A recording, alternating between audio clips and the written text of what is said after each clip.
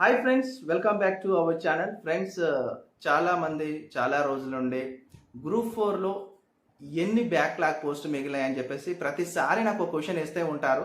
ఆ క్వశ్చన్కి నేను ఆన్సర్స్ చెప్తాను. మనకి ఇంకా డాటా రాలేదు, మనకు డాటా వస్తే నేను ఖచ్చితంగా చెప్తాను చెప్పినాను. 2022 సంవత్సరము డిసెంబర్ మాసంలో గ్రూప్ 4 అనేది 8,000 పైచీలుకు పోస్టులతోని ఒక నోటిఫికేషన్ వచ్చింది. తెలంగాణ రాష్ట్రం ఏర్పడిన తర్వాత 8,000 పోస్టులతోని గ్రూప్ 4 రావడం అనేది నిజంగా అది హర్షించదగ్గ విషయము. ఆ ఎక్కువ పోస్టులు 8,000 అంటే ఇంతవరకు ఎప్పుడు కూడా అన్ని పోస్టులు రాలేదు. ఆ యొక్క ఎగ్జామ్ అంటే 8,000 యొక్క పైచీలుకు ఎగ్జామ్ వచ్చేసి గ్రూప్ 4 మనకు 2023 జూలై 1న జరిగిన తర్వాత మనకు ఒక 8 నెలల తర్వాత రిజల్ట్ వచ్చింది. దానికి సంబంధించిన సర్టిఫికెట్స్ వెరిఫికేషన్ 3.5 నెలలు సాగిన తర్వాత మనకు రేవంత్ రెడ్డి అయిన ప్రభుత్వం వచ్చిన తర్వాత 8,000 మందికి మనకు ఇక్కడ కరీంనగర్ జిల్లాలోని నిర్మల్లో ఒక వేదిక పైన 8,000 మంది జూనియర్ అసిస్టెంట్లకి నియామక పత్రాలు అందజేయడం జరిగింది. అయితే చాలామంది ఏం చేసినారంటే నియామక పత్రాలు ఇచ్చిన దాంట్లో చాలా మందికి అప్పటికే వివిధ వాళ్ళకు గురుకుల పోస్టులల్లా డిఎస్సిలా పెద్ద పెద్ద పోస్టులు ఉన్నాయి. దానికంటే ముందు ఎగ్జామ్ జరిగిన ప్రభుత్వ నోటిఫికేషన్స్లో అలా కొంతమంది స్థిరపడిపోయినారు.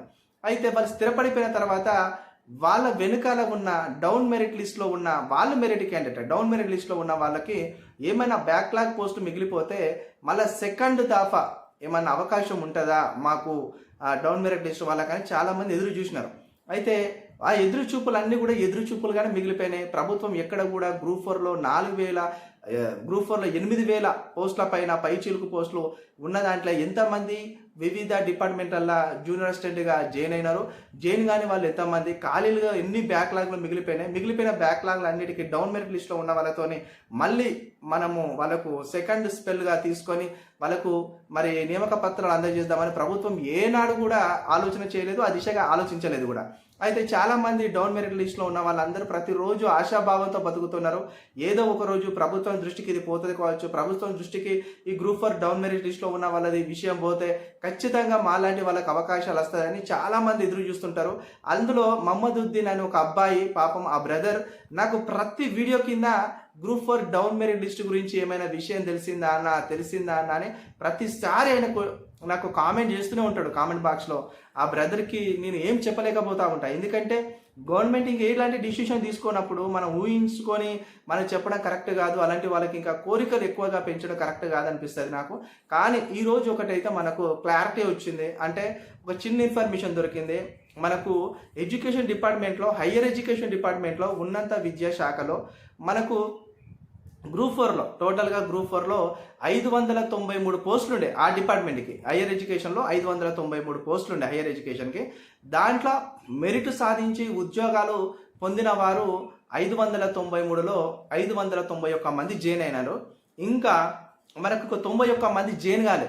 91 మంది జాయిన్ కాలే. ఆ 91 పోస్టులు వివిధ యూనివర్సిటీలో, తెలంగాణ రాష్ట్రంలో 11 యూనివర్సిటీలో ఎక్కడెక్కడైతే జూనియర్ అసిస్టెంట్ పోస్టులు ఉంటాయో, జూనియర్ అసిస్టెంట్ పోస్టులు, వాటిని అన్నిటిని గుర్తించి 2022 గ్రూప్ 4 నోటిఫికేషన్లో 593 పోస్టులను భర్తీకి ఇచ్చినారు.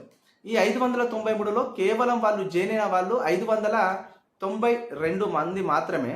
ఇంకా 91 పోస్టులు ఖాళీగా ఉండిపోయినాయి. అంటే ఎవరు జాయిన్ కాలే, ఎవరు కూడా ఆసక్తి చూపలే. ఎందుకు? వాళ్ళు ఆల్రెడీ ఇతర ఉద్యోగాల్లో స్థిరపడిపోయిన వాళ్ళు ఉదాహరణకు గురుకుల డిఎల్ కావచ్చు, గురుకుల DL and JL and PGT, TGT, DSC, ఇంకా అదర్ ఎగ్జామ్స్ ఏవైనా కావచ్చు, అలా వాళ్ళు స్థిరపడిపోయినారు.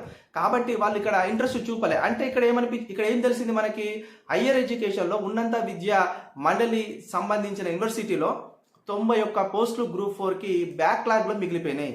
ఈ 91 పోస్టులు బ్యాక్లాగ్లో మిగిలిపోవడం వలన ఇది ఎవ్వరికి పనికిరావు. డౌన్ మెరిట్ లిస్ట్లో ఉన్న వాళ్ళకి ఎమ్మటే ఇస్తే వాళ్ళకు కూడా లైఫ్ ఇచ్చిన వాళ్ళైతే అది గవర్నమెంట్, ఆ దిశగా గవర్నమెంట్ ఆలోచన చేయాలి. ఒకసారి మన దగ్గర ఒక లిస్ట్ ఉంది, దానిని చదివే ప్రయత్నం అయితే చేస్తాను.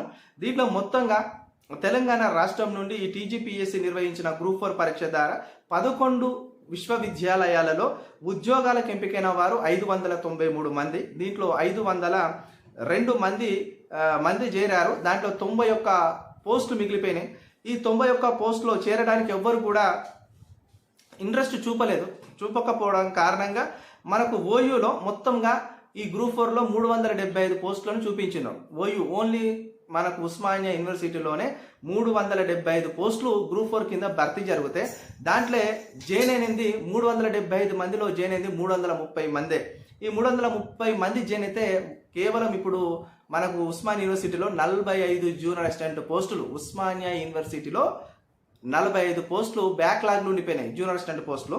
అదేవిధంగా JNTU-H హైదరాబాద్లో ఉన్న JNTU-Hలో 20 పోస్టులకు 20 పోస్టులు ఎవరు జాయిన్ కాలేదండి. హైదరాబాద్లో ఉన్న JNTU యూనివర్సిటీలో 20 పోస్టులు జూనియర్ అసిస్టెంట్ పోస్టులు ఉన్నాయి. ఆ జూనియర్ అసిస్టెంట్ పోస్టులో ఎవరు జాయిన్ కాలేదు, అవి అట్లనే మిగిలిపోయినాయి అంట. అలానే కాకతీయ యూనివర్సిటీలో 4 మిగిలిపోయినాయి, అంబేద్కర్ యూనివర్సిటీలో 3 మిగిలిపోయినాయి, శాతవాహన యూనివర్సిటీలో ఒక్క పోస్టు ఎవరు చేరలే, పాలమూరులో ఒక్కడు చేరలే, తెలంగాణ యూనివర్సిటీ నిజామాబాద్లో ఉంటుంది దాంట్లో ఎవరు కూడా చేరలే, 2 పోస్టులు ఉన్నాయి.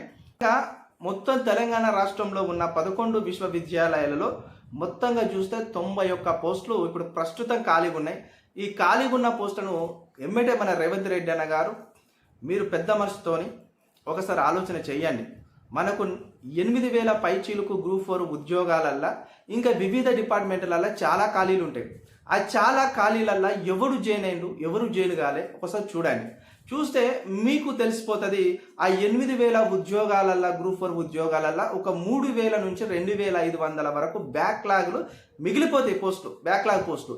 ఈ బ్యాక్లాగ్ పోస్టులు మిగిలిపోవడం వల్ల ప్రభుత్వం ఏం చేస్తుందండి, వాటిని సప్లిమెంటరీ నోటిఫికేషన్ వేస్తుందా? వేయదు. వాటిని ఏం చేస్తుంది, మళ్ళీ నెక్స్ట్ వచ్చి ఫ్రెష్ నోటిఫికేషన్లా కలుపుతుంది.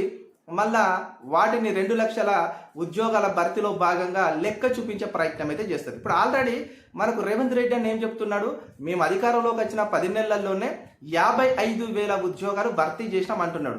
ఎటు చూసినా లెక్క నీ అకౌంట్లోనే పడుతుంది. కాబట్టి ఇప్పుడు ఏదైతే మనకు అవకాశం ఉందో ఈ గ్రూప్ 4లో 8,000 ఉద్యోగాల్లో 3,000 నుంచి 2,500 బ్యాక్లాగ్ పోస్టులు అవకాశం ఉందో అవి భర్తీ చేయి, డౌన్ మెరిట్తో భర్తీ చేయి. భర్తీ చేస్తే అవి కూడా నీ అకౌంట్ 55,000 పోస్టులు నీ అకౌంట్లో చూపిస్తున్నావు కదా, భర్తీ చేయి.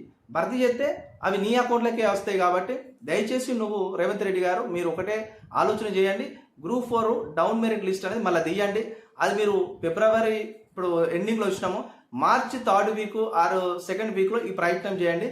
మనకైతే వివిధ యూనివర్సిటీలలో ఇప్పుడు ప్రస్తుతం 91 జూనియర్ అసిస్టెంట్ ఉద్యోగాలు బ్యాక్లాగ్లో మిగిలిపోయినాయి. ఇంకా వేరే వేరే డిపార్ట్మెంట్లలో ఎన్ని పోస్టులు బ్యాక్లాగ్లో మిగిలిపోయినాయో మనకి ఇంకా రావాలి డాటా. ఆ డాటా వస్తే 100% నేను చెప్పే ప్రయత్నం చేస్తా. నేను నిరుద్యోగుల గొంతుగా మన వాయిస్ని మన ఛానల్లో వినిపిస్తున్నా, మీరు నాకు సపోర్ట్ చేయాలి. దానికి గాను మన ఛానల్ని సబ్స్క్రైబ్ చేయండి, లైక్ చేయండి. అదేవిధంగా మీ గ్రూప్లలో మీది ఏదైనా వాట్సాప్ గ్రూప్లు ఉంటే మన ఛానల్ లింకును ఫార్వర్డ్ చేయండి, చాలా మందికి రీచ్ అవ్వాలి. ఎందుకంటే మన తెలంగాణ రాష్ట్రంలో మనకు 2 లక్షల ఉద్యోగాలు కల్పిస్తామన్నారు, కల్పించలే, బోగస్ ముచ్చట్లు అయిపోయినాయి. నిరుద్యోగుల భృతి 5,000 అన్నారు, అది కూడా బోగస్ ముచ్చట అయిపోయింది. అదేవిధంగా జాబ్ క్యాలెండర్ అన్నారు, అది చట్టబద్ధత లేని జాబ్ క్యాలెండర్ విధి విధానాలు లేవు. మాట్లాడవలసిన సబ్జెక్ట్ ఎంతో ఉంది, మోసపోతూనే ఉన్నాం. మనం ఎల్లవేళలా నిరుద్యోగులం ప్రభుత్వం చేతిలో. నిరుద్యోగుల ఓటు వాళ్ళకి అవసరం అవుతుంది, కానీ ప్రభుత్వ ఉద్యోగాన్ని వాళ్ళు మనకు అందివ్వడం లేదు. నోటిఫికేషన్ల ద్వారా కాలయాపన చేస్తున్నారు, కాలాన్ని వెలుబుచ్చుతున్నారు. నిరుద్యోగులను ఇంకా నిరుద్యోగ స్థితుల్లోనే మగ్గిస్తూ ఉన్నారు.